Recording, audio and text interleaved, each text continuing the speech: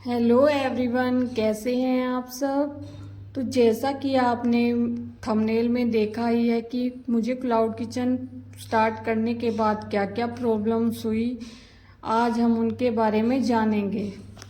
तो चलिए मैं आपको बताती हूँ कि मैंने क्लाउड किचन स्टार्ट करने से पहले क्या मेन्यू रखा था। मैंने सोचा था कि मैं राजमा चावल और आलू के पराठे बना लूँगी।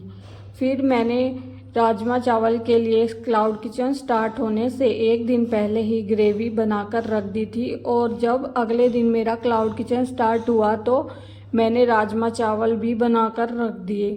वो रात तक मैंने वेट किया, मेरा ऑर्डर नहीं आया। फिर मैंने अगले दिन फिर से राजमा चावल बनाए लेकिन मेरा ऑर्डर नहीं आया। आलू भी मेरे उबले हुए ऐसे ही रह गए थे।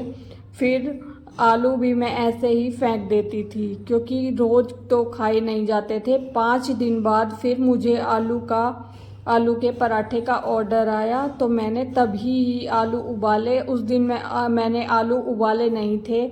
मैंने अपने हार मान ली थी कि चलो अब ऑर्डर शायद नहीं आएंगे, मेरे पास कोई ऑर्डर क्यों करेगा।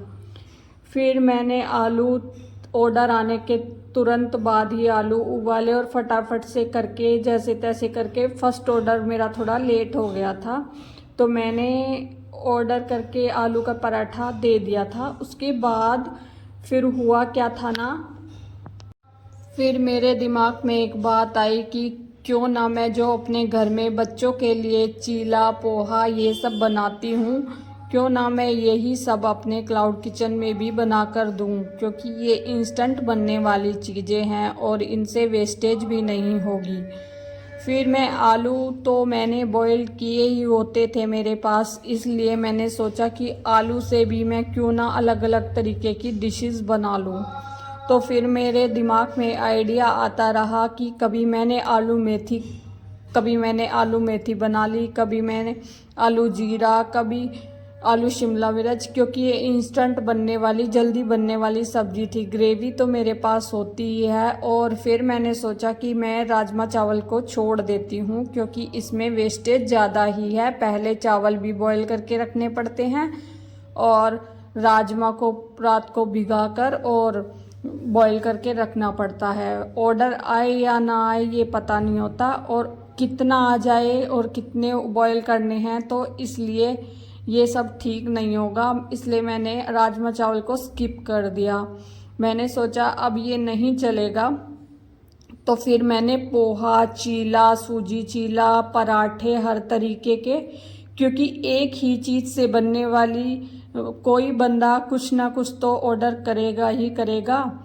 तो कोई ना, मतलब ये होएगा कि किसी को पराठे करने हैं, आलू से कोई बनी डिशेस करनी है, तो मैं बॉईल तो करके रखती हूँ, तो कोई ना कोई करके तो ऑर्डर कर ही लेगा। फिर मेरी तो चीज़ें निकलेंगी, वेस्टेज तो नहीं होगी। स्टार्टिंग में किया था मैंने, मुझे समझ नहीं थी, धीरे धीरे करके मुझे समझ आती रही और फिर मैंने घर का ही खाना अपना बनाना स्टार्ट कर दिया। मुझे अच्छी रेटिंग भी मिलने लगी, रिव्यू भी मिलने लगे, क्योंकि मैं फ्रेश ही खाना बना के देती थी। पोहा भी मैं सब कुछ जो था मेरा फ्रेश ही होता था, मैं पहले बना के नहीं रखती थी।